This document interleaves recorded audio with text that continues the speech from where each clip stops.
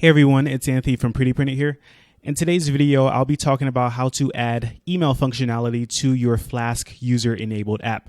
So in the first video, I introduced Flask-User without any email, but in this video, I'll show you how the email works, and it's pretty easy to set up. So let's get into that now. So I have this configuration file that I have separate from the configuration I have in my main file. And that's mostly because I don't want you to see my actual email login information. So some of this information is real, like the email that I'm using to send from, but the password isn't right. The server's not right. And the port, the SSL and the TLS settings are correct for my particular email provider.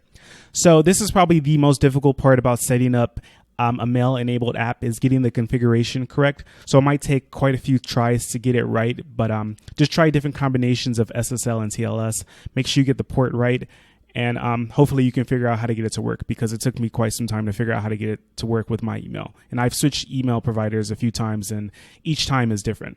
So just keep working at it until you get the settings right. If you need any help with the settings, just let me know in the comments down below. So what I'll do is I'll import those settings. So app.config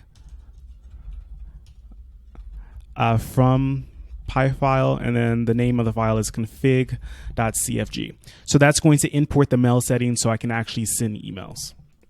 So now to enable Flask-Mail with this, I'll import from Flask-Mail and import the mail class. And then underneath SQL Alchemy, I can initialize mail. So I'll call it mail, and then I'll pass in the app to the mail class. And now Flask-User can actually send emails. But before I get to that point, I have to do a little more setup, and I have to add to my user class.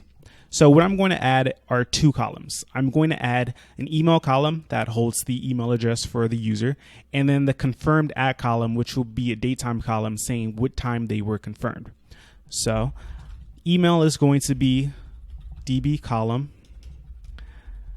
db string, 255 characters, nullable should be false, and unique should be true. You don't want more than one user to have the same email.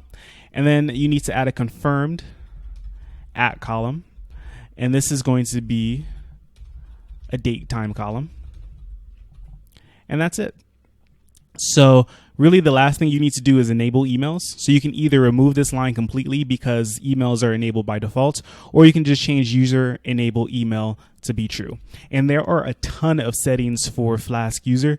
So if you want to know those settings in depth, then go to prettyprinted.com, and I'll have a course up for showing you different Flask extensions, and Flask-User is going to be one of them. I can show them more in depth on prettyprinted.com as opposed to the YouTube videos. I like to keep the YouTube videos short.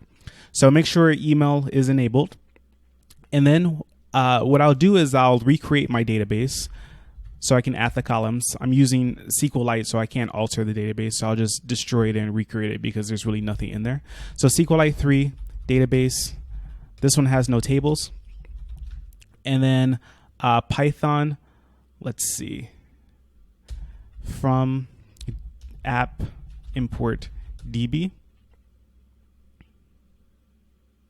And then what I'll do is I'll create the database tables. In this case, it's just one table, user. Okay, so the user table should be created. So I can go back to my app, and I actually have to start the app, so it's going to fail. Okay, so if I go to my app, I can see the home page again, and if I go to the profile page, it redirects me to the sign-in screen. And if I go to the register link, I now see an email field that I can fill out. So I'll fill that out. Username is Anthony. I'll use anthony@prettyprinted.com, and I'll type in a password. Then I'll register. And then it sends me back to the home page, but I should get an email from myself saying that I can confirm it. So before I get that email, let me take a look at the database table. So database, and where is it? User.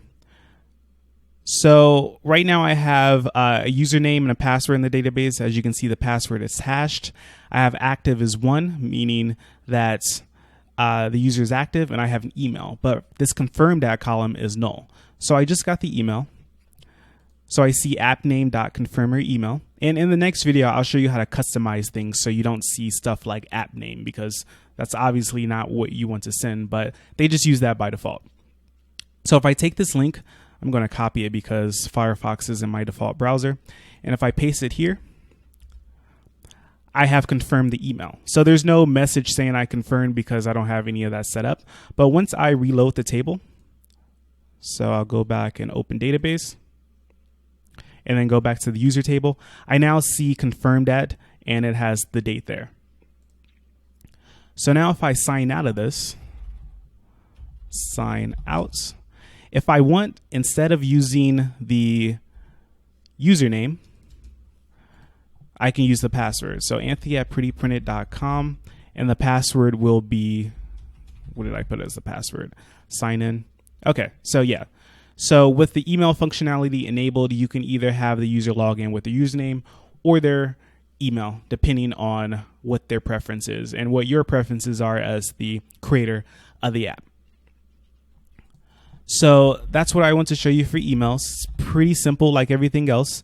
In the next video, I'll show you how to customize this more so you don't see extra things like how you have signed in successfully and signed out successfully at the same time, and how you have my app as the name instead of whatever your app name is. And as you saw in the email, it sent an email saying my app. That's obviously not what you want. So I'll show you how to customize all that in the next video. And if you really want to go in depth with the customizations, just go to prettyprinted.com. I'll have a Flask course up dealing with how to use multiple Flask extensions in a really in-depth way. So that's it for this video. I'll include the code and the link in the description below. If you have any questions, just leave a comment down below. If you like this video, please give me a thumbs up. And if you haven't subscribed to my channel already, please subscribe. So thank you for watching this video, and I will talk to you next time.